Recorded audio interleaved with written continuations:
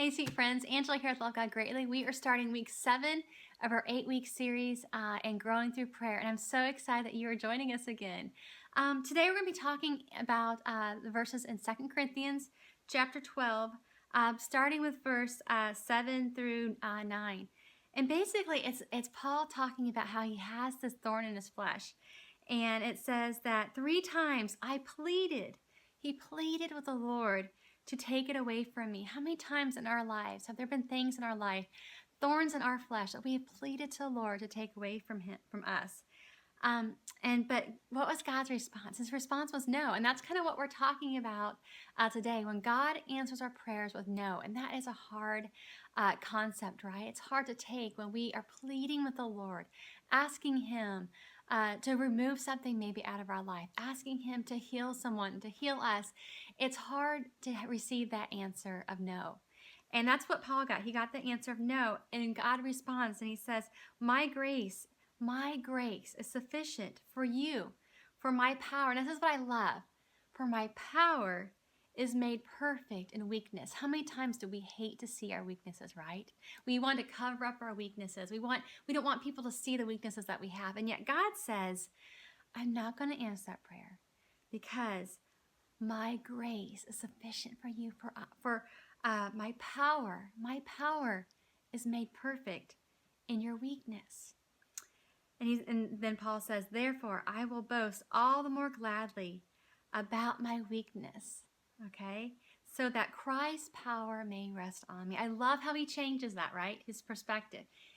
He's pleading with the Lord, please take this thorn away from me. God answers his prayer, but he answers it with a no. And he says, no, I'm not taking this away from you, Paul.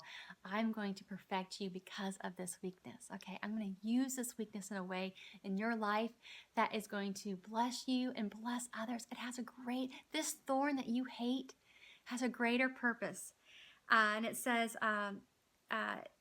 verse 10, that is why, for Christ's sake, I delight in weaknesses. I delight in weaknesses. How many times can we say that we can delight in our weaknesses? But I love this concept that I know just looking at our scriptures and just even the Bible in general, that when God answers our prayers with a no, that there is something greater on the other side of the no. And we can see that even with Paul's life. If God would have answered Paul's prayer with a yes, we know from Paul's life, from other scriptures and reading about him, that he was a pretty self-reliant guy, okay? He knew a lot of stuff. He had a great knowledge. He was really charismatic, and he's a great preacher. And so I'm sure there was a tendency for him to say, God, I can do this on my own. Go ahead and take a back seat. Let me go ahead and preach and tell all these people about you. But whatever this thorn was that Paul pleaded for God to take away, God allowed that thorn to be there because of what that thorn would develop in Paul's life. And I think so many times we want our thorns to be removed, not realizing that because of those thorns, there's a greater purpose and something that God is working out in us, something sweeter. Like in Paul's life, because of this thorn, he developed greater character. He developed humility. He developed a dependence upon God. And if you think about all these different qualities or character traits that Paul developed, it made him a better leader. It made him more loving. It made him more grace-filled. It made him closer to the Lord. And those are all things that we want with our leaders, isn't it?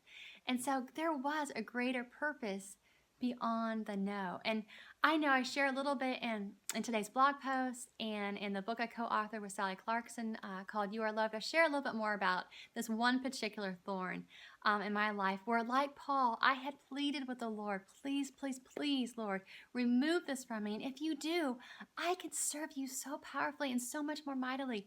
And God's answer to me was also no.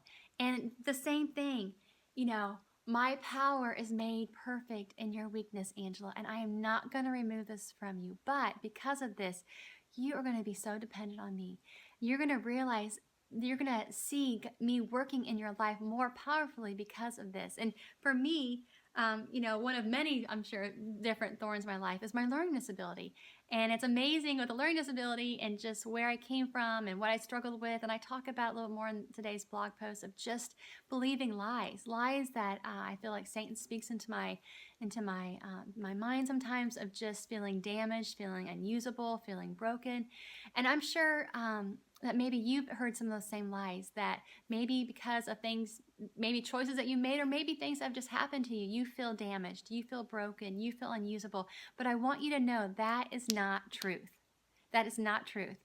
And I want you to take that and realize that that God, that's one of the wonderful things about Jesus, is that he makes all things new. And when we surrender our lives to him, I always say he's the best recycler, right? He takes the hurt, the pain, maybe the things that how we feel damaged, and he uses them for a greater purpose. He uses them for a greater purpose. And so I just want to encourage you with that today, that God can use you and will use you. And if you are pleading with him to remove a thorn in your life, take courage, take hope, be encouraged in this, knowing that there is a greater purpose behind that no, that God is working something out in you and others, a greater testimony, a greater story. And so I want to encourage you with that today as we talk about when God answers our prayers with no. So thank you for joining us. Thank you for doing this study with us. We have week 7 and week 8, and I just so appreciate and love you being with us. So I'll be praying for you, and until next time, bye-bye.